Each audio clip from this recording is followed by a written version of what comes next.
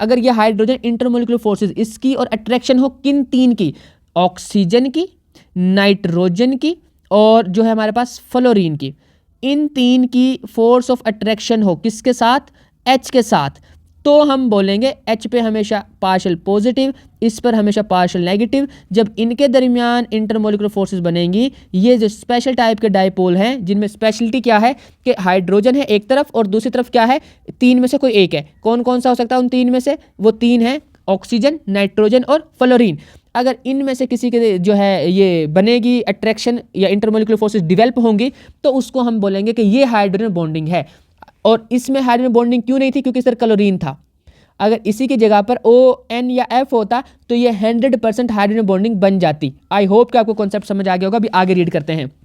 The covalent bond between hydrogen atom and the other atom becomes polar in order to create a partial positive charge on hydrogen and atom and partial negative charge on other atom। जाहिर सी बात है, fluorine है, nitrogen है, oxygen है, तीनों जो है सबसे ज़्यादा इलेक्ट्रोनेगेटिव रखने वाले एलिमेंट है पीरियोडिक टेबल के अंदर। तो जाहिर सी बात है ना, इनकी जब हाइड्रोजन के साथ बनेगी वो क्या कहते हैं उसको बॉन्ड बनेगा, तो वो तो हमारे पास आ जाएगा उस कैटेगरी के अंदर जो पोलर कोवेलेंट बॉन्ड बनता है जिसमें पार्शियल पॉजिटिव नेगेटिव क्रिएट होते हैं, और वही उसको चाहिए, पोलर हो जाएंगे, डाइपोल बन गया। डाइपोल की टाइप है ये फर्दर कि उसके दरमियान अट्रैक्शन होगी, वो खुद को अरेंज करेंगे और उनके दरमियान इंटरमोलिकुलर फोर्सेस डेवलप हो जाएंगी। वो कहते हैं the small size and the high partial positive charge on the hydrogen atom enable it to attract the highly electronegative. जो तीन थे, इन तीन में से किसी एक को, एक की बात करेगा, atom of the other molecule. वो अब डेफिनेशन कहता क्या है कि पार्शियली पॉजिटिवली, ये पार्शियली मतलब जिसमें H पॉजिटिव है, partially positively charge hydrogen atom of one molecule attracts and form a bond with the partially negative charge atom of the other molecule. ये इसका पार्शियल पॉजिटिव वाला दूसरे के पार्शियल नेगेटिव के साथ क्या करता है, उसके साथ एक बॉन्ड बनाता है।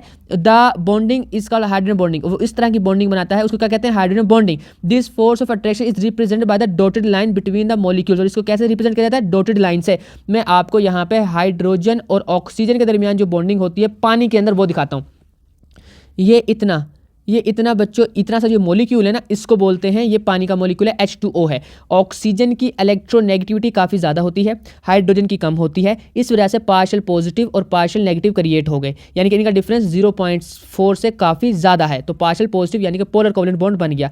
तो इसलिए जब पोलर बनता है तो पार्शियल क्रिएट होते हैं, पॉजिटिव और नेगेटिव। तो ये चार मॉलिक्यूल थे पानी का। ये अब इन चारों के दरमियान खुद को इस तरह से अरेंज किया कि हमारे पास हुआ ये कि इसका पार्शियल नेगेटिव और इसका पार्शियल पॉजिटिव पास पास आ गए, इसका पार्शियल नेगेटिव इसका पार्शियल पॉजिटिव पास पास आ गए, इसका नेगेटिव इसका पॉजिटिव पास पास आ गए। अब जो डेफिनेशन है उसके अकॉर्डिंग क्या कहेगा वो कि एक एटम का partially positively hydrogen atom, hydrogen के ऊपर कौन सा चार्ज है, पार्शियली पॉजिटिव, तो partially positively charge hydrogen atom attract करेगा किसको, दूसरे मॉलिक्यूल का।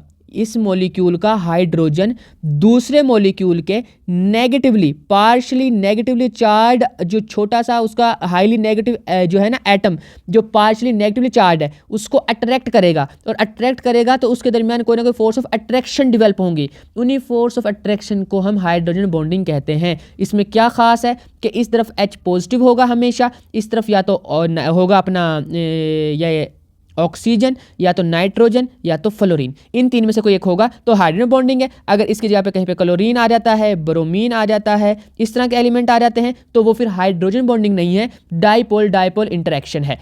आई होप कि आपको समझ आ गई होगी मेरी बात की। वैसे इसको भी हम डाइपोल डाइपोल इंटरेक्शन कह सकते हैं। ये 100% डाइपोल डाइपोल इंटरेक्शन है, पर हम उसकी स्पेसिफिक टाइप की बात कर रहे हैं। तो डाइपोल डाइपोल के अंदर जाएंगे हम, उसकी एक टाइप है हाइड्रोजन बॉन्डिंग, तो ये उसकी स्पेशल टाइप है, यूनिक डाइपोल डाइपोल अट्रैक्शन या इंटरेक्शन, जो मर्जी बोलो वो है ये।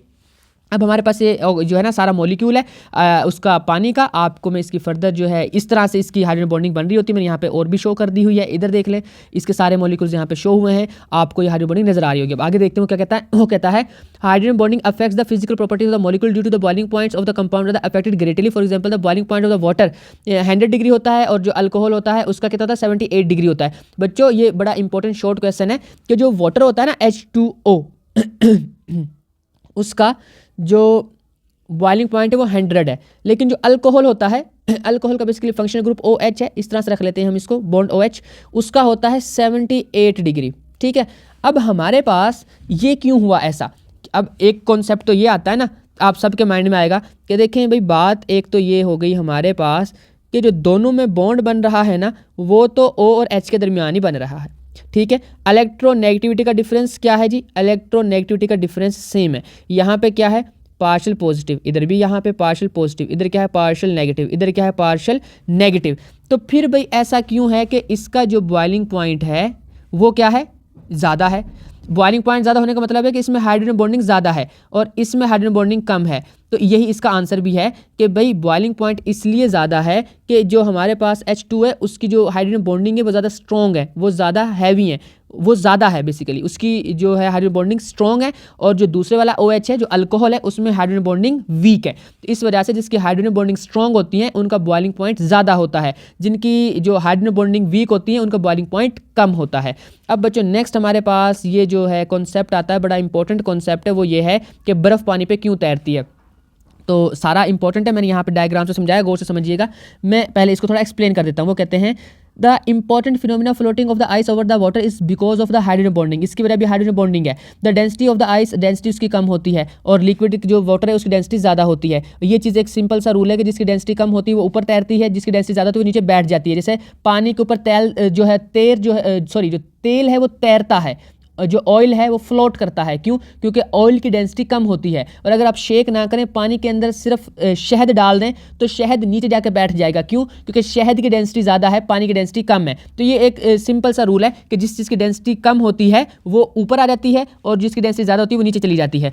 वो कहते हैं कि next, in the liquid state water molecules move randomly. जब लिक्विड है तो रैंडमली मूव कर रहे होते हैं वाटर के मॉलिक्यूल। जब उनको फ्रीज किया जाता है तो मॉलिक्यूल अरेंज करते हैं अरेंज देमसेल्व्स, खुद को इस तरह से करते हैं वो अरेंज एक ऑर्डर फॉर्म में, that gives them open structure. उनको एक ओपन स्ट्रक्चर होता है। This process expands the molecule, the result the ice being less dense as compare to the water. यार ऐसी सी बात है कि इनमें जब खुद को अरेंज करते हैं तो दरमियान में स्पेसेस आ जाती हैं, तो उसकी वजह से उसकी डेंसिटी कम हो जाती है। फॉर एग्जाम्पल देखें, ये एक यहाँ पर हाइड्रोजन का मॉलिक्यूल, उस वाटर का मॉलिक्यूल है, एक ये वाटर का मॉलिक्यूल है। अब आप कहेंगे कि इसका दूसरा वो हाइड्रोजन किधर है? वो इसके ना अंदर दूसरी तरफ लगा हुआ है, जो आप समझ लें कि स्क्रीन की बैक साइड की तरफ निकल रहा है।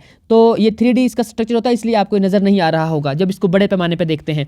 तो एक ये हमारे पास सेम इसी तरह से एक वाटर का मॉलिक्यूल है, एक ये वाला वाटर मॉलिक्यूल है, इसका भी अंदर वाली साइड पे गया हुआ है, इस तरफ नीचे की तरफ है इसका भी वो सेकंड वाला हाइड्रोजन। और सेम एक ये मॉलिक्यूल है कि ये 6 मॉलिक्यूल आपस में जुड़े हुए हैं। अब आप देखें इन्होंने खुद को किस तरह से अरेंज किया हुआ है। ये बर्फ़ का स्ट्रक्चर मैं आगे समझाने जा रहा हूँ, ये भी बर्फ़ का ही है। तो इनमें हाइड्रोजन बॉन्डिंग डेवलप हो गई, यहाँ पे डेवलप हुई, यहाँ पे डेवलप हुई, यहाँ पे डेवलप हुई, यहाँ पे डेवलप हुई। तो इन्होंने खुद को किस तरह से देखें अरेंज कर लिया है। अब आप देखें कि इनके साथ बाकी भी अरेंज होते गए। ये एक ऐसे ये अरेंज हुआ, फिर ये भी अरेंज हुआ ऐसे, फिर ये भी इस तरह से अरेंज, जितने मर्जी अरेंज होते जाएंगे। फिर ये तो आपको समझ आया इसका कॉन्सेप्ट के ये है बेसिकली 2D में ऐसे और ऐसे। अब इनकी 3D में समझें कि ये देखें ऐसे इनकी विड्थ हो गई है, ऐसे इनकी जो है आप लेंथ समझें, ऊपर की तरफ वो देखें इनकी ऐसे हाइट समझ लें, जो मर्जी समझ लें। ये इनकी 3 चीज़ें हैं। तो अब इसको 3D में देखेंगे तो इनके बेसिकली ये एक लेयर है, फ्रंट की लेयर है, इसके नीचे एक और लेयर होगी, उसके नीचे एक और लेयर होगी, उसके नीचे एक और लेयर होगी, और सब में हाइड्रोजन बॉन्डिंग क्रिएट होंगी। तो इनके दरमियान स्पेसेस क्रिएट हो जाती हैं। जब स्पेसेस क्रिएट होती हैं उनमें हवा भर जाती है और उस हवा की वजह से इसकी डेंसिटी कम हो जाती है। और यही वजह है कि जो वो होती है ना बर्फ़, उसकी डेंसिटी कम होती है, वो स्पेस आ जाती है उसके दरमियान, ठीक है। उस हवा की वजह से वो जो है क्या होता है उधर कम हो जाती है अपना, आप हवा ना भी बोलें, आप स्पेस बोल लें, उसमें स्पेस क्रिएट हो जाती है और उसकी वजह से उसकी डेंसिटी कम हो जाती है। और जो इस तरह की आइस बनती है देखने में वो लगती है कि वो सॉलिड है, तो वो ज़्यादा मतलब वजनी होगी, ज़्यादा डेंसिटी वाली चीज़ होगी, वो पानी के अंदर डूब जाएगी, पर वो पानी पर तैरती है। और तैरने की वजह यही है कि उसकी डेंसिटी कम हो गई है। डेंसिटी कम होने की वजह मैंने बता दी है कि हाइड्रोजन बॉन्डिंग की वजह से उसके दरमियान एक स्पेस क्रिएट हो जाती है, एम्प्टी स्पेसेस आ जाती हैं।